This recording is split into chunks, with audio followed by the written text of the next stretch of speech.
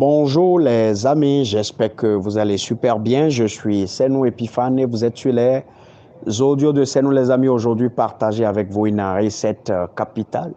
Le thème du jour s'appelle les trois tueurs de rêves que tu ne connais pas. Les trois tueurs de rêves que tu ne connais pas. Les amis, la vie dans laquelle vous et moi nous sommes est faite de rêves. La vie est faite de rêves. Du début de l'humanité jusqu'à aujourd'hui, la vie est faite de rêves.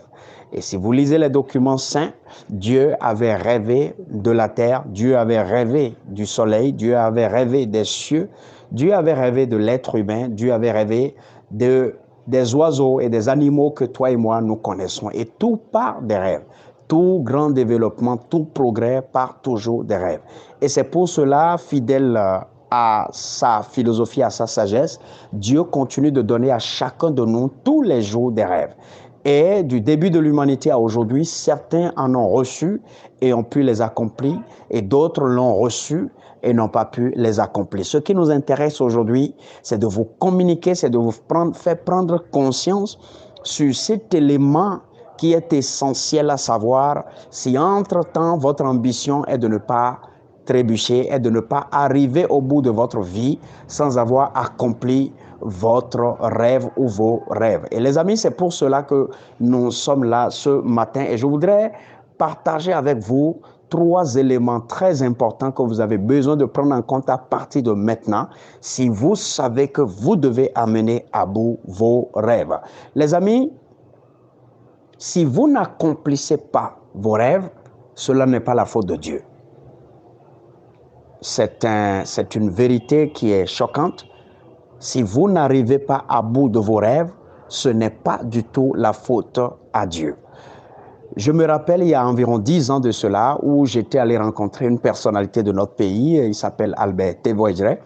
Pendant que j'étais dans les débuts donc de mes rêves, j'étais allé lui rendre visite naturellement comme un de nos ancêtres chez qui il faut apprendre. Et lorsque j'étais avec lui, il y avait un certain nombre de choses qu'il m'avait apprises. J'étais allé rencontrer aussi d'autres de chez nous, comme les Martin Assoba de l'ONG Alcré. Et ces personnes avaient reconnu en moi que j'ai ce qu'on appelle le rêve d'État. L'un des rêves que vous ne pouvez pas avoir si vous êtes simplement un particulier, mais que vous devez en fait avoir si vous étiez toute une nation, tout un gouvernement. Et ces personnes, naturellement, j'étais allé les voir pour pouvoir avoir des conseils, avoir des sagesses avec lesquelles j'allais avancer. Et donc, ce que je peux retenir de l'éducation que ces personnes m'ont donnée, de l'instruction que ces personnes m'ont laissée, est que si tu regardes dans l'histoire surtout de notre continent africain, tu vas voir qu'on a eu beaucoup de grands leaders, mais qui n'ont pas pu arriver à bout de leurs rêves. Certains ont été simplement assassinés, d'autres simplement ont été court-circuités, c'est-à-dire sont vivants, mais ne pouvaient plus en fait poursuivre leurs rêves. Leur rêve leur a été naturellement interdit ou simplement tué. Et donc, il fallait retenir de la vie de ces personnes que tout leader qui n'a pas développé cette sagesse, cette stratégie nécessaire d'amener à bout ses rêves, cette personne simplement n'est pas une personne qui devrait se plaindre, mais plutôt une personne qu'on peut appeler entre griffes incompétente. Et Martin Assoba et Albert Tevoidre me disaient quelque chose d'extraordinaire. Il me disait ceci, il me disait que si tu as un rêve, tu dois faire en sorte que le rêve puisse aboutir. Et il me laissait une clé qu'on appelle surgir, agir et disparaître. Surgir, agir et disparaître. Tu dois surgir veut dire simplement que tu viens sans qu'on ne te voie venir et tu dois agir parce que personne ne s'attendait à ce que tu puisses arriver et tu dois maintenant disparaître parce que naturellement, quand tu finis d'agir, il va donner des émules, il va y arriver des émotions dans lesquelles peut-être éventuellement tu pourrais t'attaquer. Et donc, la meilleure clé pour toi est de disparaître. Mais ce n'est pas l'objet de notre audio d'aujourd'hui. Je voudrais partager avec vous les trois tueurs que tu ignores. Le premier tueur s'appelle la validation des autres. Mon ami, nous sommes nombreux lorsque les rêves nous sont communiqués par Dieu.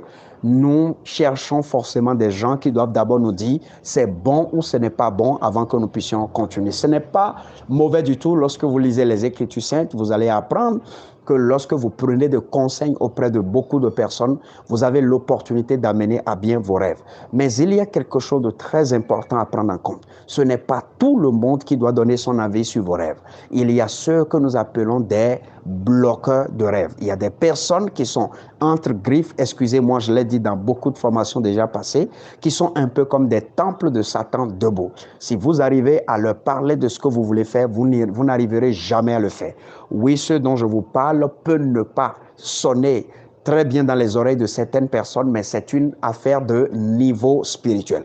Lorsque vous arrivez à un certain niveau spirituel, lorsque vous atteignez ce que j'appelle la connaissance des choses spirituelles à un certain niveau, vous allez comprendre qu'il y a des personnes qui sont debout comme un temple entre griffes, excusez-moi, satanique.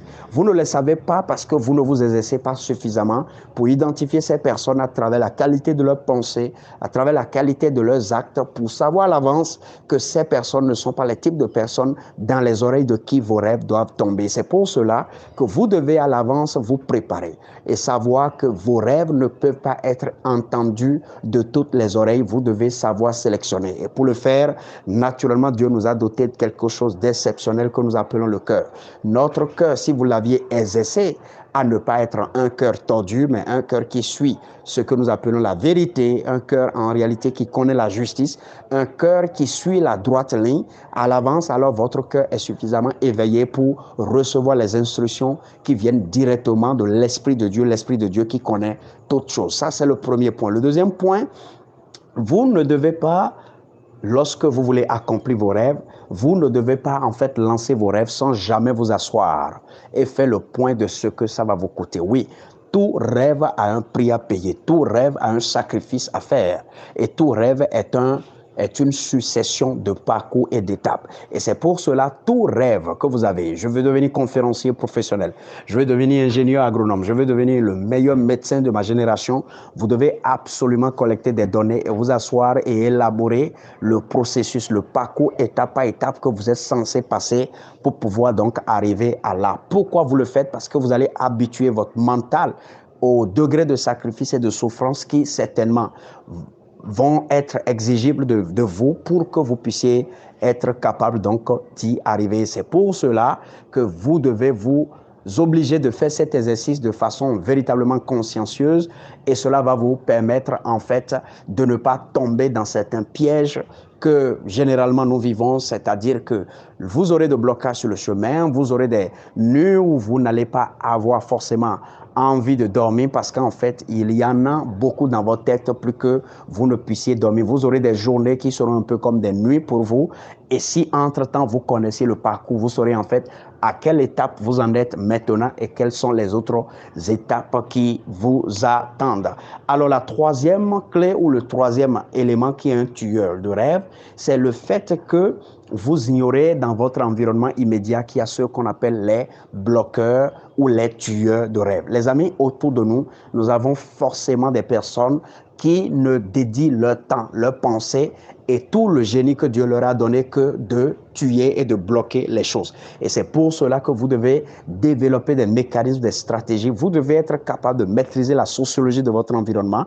Et sur la base de votre sociologie, vous devez maintenant savoir exactement qu'est-ce que vous pouvez mettre en place comme un plan pour pouvoir y arriver. Parce que, ne l'oubliez jamais, votre rêve est confié à vous et à vous uniquement.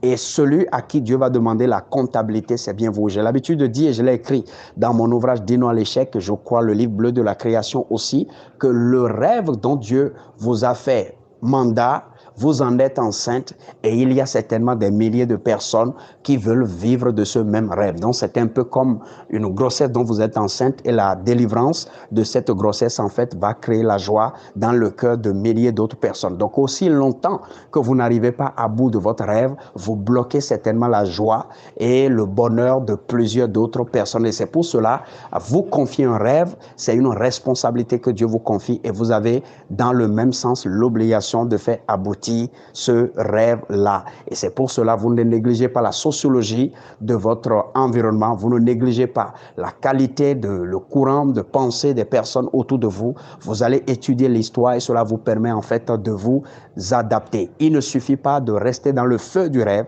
de rester dans le feu de la vision et de dire que vous allez réussir. Non. Il ne suffit pas aussi de chercher à s'enfuir parce que c'est aussi ça ce que nous observons. Si vous êtes né dans un environnement, c'est parce que Dieu vous a qualifié à vivre dans cet environnement-là et vous avez forcément un changement, un apport significatif à apporter dans cet environnement-là. Les amis, j'espère que vous avez appris quelque chose.